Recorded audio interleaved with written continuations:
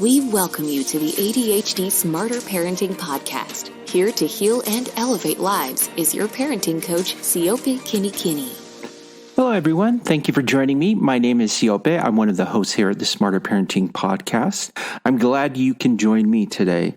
Today, we're going to talk about a phenomenon that is new, something that our parents perhaps didn't really grow up with, or our grandparents didn't raise their children with, and that is electronics. Children and electronics. This is such a new phenomenon that there are studies being done right now about it, but we don't have a lot of the data available. And so the phenomenon of having electronics in our families and the way that it influences our children is something that parents have to navigate nowadays that parents in the past simply didn't have. So during today's podcast, I'm going to share with you a conversation I had with a parent about electronics in my hopes to help you understand better why it's such a dramatic topic for children when you try and remove an electronic item from them. So we'll talk about that. We'll talk about also limitations that you can set for electronic use with your children or grandchildren or any children that you may be living with, because it's important to set limits. Electronic hygiene is what they're calling it, which is how do we use it? How do we apply it in our daily lives? And what's a safe amount for our own children? And then the last thing we are going to discuss is using the skill of sodas to help you determine exactly how you can go about setting up some of these nuances in your home with your children. Now, if you're unfamiliar with the skill of decision making, you can find that on the Smarter Parenting website. It is available for you to look at the video for free. And it's not a very long video, but what it does is it walks through a very systematic approach to making decisions. The reason that this is important is that if your child sees you making decisions based off of reason and rationales, it helps them understand that they need to start making decisions based off of reason and rationales. So you're not making decisions out of emotionality, which tends to be how children react regarding the electronics that they have. So those are the things we are going to talk about. So first, I'm going to explain the phenomenon of why it's so difficult for children to give up their electronic devices. And then we will discuss things you can do in order to have better electronic hygiene in your home and with your family. And then finally, the skill of decision making, which is what you should use as a parent when you start to establish these rules and you need to involve your children. So I was speaking with a parent, not a parent that I'm coaching, but just a parent who we started discussing the differences between how we were raised when we were children and how children are being raised today. I remember a time when I was a young child where I left home to play with my friends after school, and I would stay out until the street lights would come on or the sun would start to set, and I knew, oh, it's time to go home. It's very different than how children are growing up these days, especially with the pandemic when it set in. We started to become more dependent as adults on electronics. And this parent was communicating with me why it was so difficult when she would take the electronic device away from her child, why the child would freak out, why the child would be so upset. And this wasn't just one child. This was all her children. Regardless of the age, she had the same reaction, which was one of yelling, screaming, crying, being upset, even if it was asking them gently and kindly. And as we discussed this, I helped her understand that during the last couple of years, during the pandemic, how electronics shaped the way that we interact with the world, and how children who grow up now grow up with this idea that electronics is a source of comfort and a source of help because they feel safe and they feel they can learn things and they can connect with people online. I was talking to my daughter about it earlier, and she had mentioned that electronics were like a pacifier not only for young children, but for older children. And the more I thought about that, the more I agreed. We as parents sometimes put a device in a child's hand when they're upset or when they're crying with the hopes of calming them down. And I want you to think of what message that sends to children. It sends the message that, hey, you're struggling with something, use this to cope and deal with this. Rather than finding alternative ways to work through it, we're trying to find a very quick solution to avoid the problem. So electronics have taken the form of a pacifier in many ways for children, and they need it in order to feel safe or to feel connected. They need it to feel comforted. I want you to also think about when we turn to our own devices. If we're in a room and we're uncomfortable, let's say I were to go to lunch by myself sitting at a table. If I became uncomfortable sitting by myself and I was surrounded by people who were having lunch with friends and laughing, I would most likely pick up my phone and scroll through, look for something. And so in a way, we as parents are also using it as a pacifier. And I want you to evaluate your own electronic use and how that affects your own personal electric hygiene. Now, there are some things that you can do to help your children.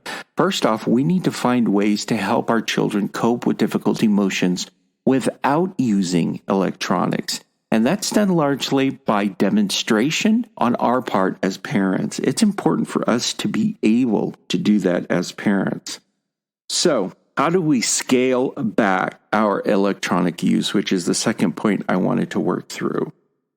Here are some suggested ideas that you can do in order to help you with electronics and your children. Establish household rules about electronics. So rather than set limits just on your child's electronic use, establish rules that are for everyone, including you as a parent. The second thing is don't multitask. You may be tempted to watch a movie and then be on your phone. What message does that send? That sends, hey, I'm using one pacifier and two pacifiers in order to just entertain myself. Focus on one, put the other one away. And what this does is it sets a precedence of this is what I'm doing right now and I'm going to focus on it. And this is what I'm going to do at a different time and I'll focus on that instead of trying to do all of it at once and having that disruption of saying, my phone can jump in at any time. We want to actually establish rules around where the phone can and should be used in the home. That brings me to the next point, which is you really need to have things in your home that are established where there are no devices at all. So dinner time, that's one for my family. We do have dinner together. It's something that's important to me. And we put our phones away during dinner. No answering phone calls, no checking screens. It's a time to talk, visit, connect with each other, face to face, have conversations with no phone interruption. That also brings up, well, then when do you use your phone? Well, establish some screen time. When can they use their phone? How long can they use their phone? So you want to schedule your screen-free times and the times that your children will be using an electronic device. And pay attention to all of your digital habits. In what ways are you setting a good example for your children in working through difficult emotions and not just falling back on your phone? If your child comes to you and starts communicating, put your phone away so you can communicate and talk with your child. Connect with them. That's important. Now, in order to do all of these things or to have this discussion, it's important to use the skill of decision making. Now, decision making on the Smarter Parenting website is something that we teach parents, but we also teach children. It's a very effective skill. I highly recommend parents sit down with their children and demonstrate using a real-life family example so their children can see how a parent makes a decision. It's a very systematic approach where there are specific steps. We use something called the SODAS method. So SODAS, S-O-D-A-S, is an acronym. It stands for S, situation, O for options, D for disadvantages, A for advantages, and S for solution. When you are talking about establishing these rules inside of your home, a parent should sit down with their child and write down what the situation is that they're trying to address.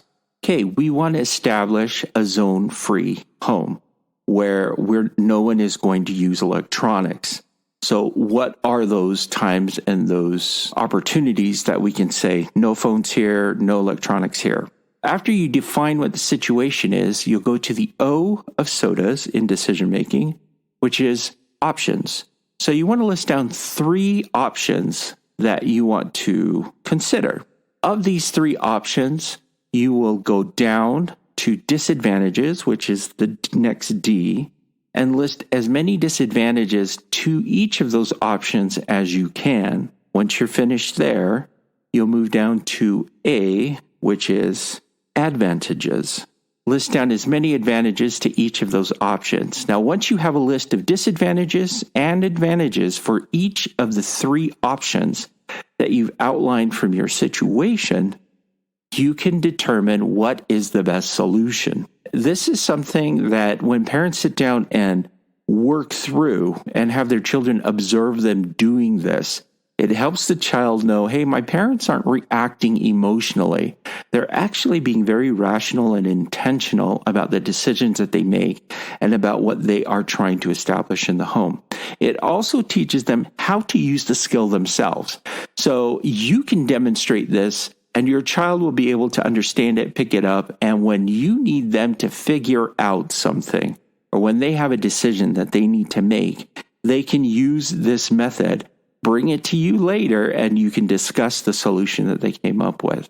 It's a very highly effective way of making decisions. For families, it is essential for parents to demonstrate how to make these decisions as a family. And again, I've listed things that you can do to help alleviate some of the electronic burden that your children are carrying. Remember, this is a new thing. And so parents who are navigating electronic usage with their children, this is a brand new territory. Our parents didn't have to deal with it. Our grandparents and our great-grandparents didn't have to deal with it. It's something new for us. And so we have to take the initiative to set some boundaries around those things in order to help our children become successful. We are aware that electronics can be a very positive thing in many ways. However, as with everything, too much of something, even if it's good, can be bad. So we want to be very measured and intentional about our usage. So my challenge to you is to use the SODAs method in determining what are the rules in your home around electronic usage. Where is the zone-free area? What are the times when electronics are not to be used in the home? You can do a SODAs on that.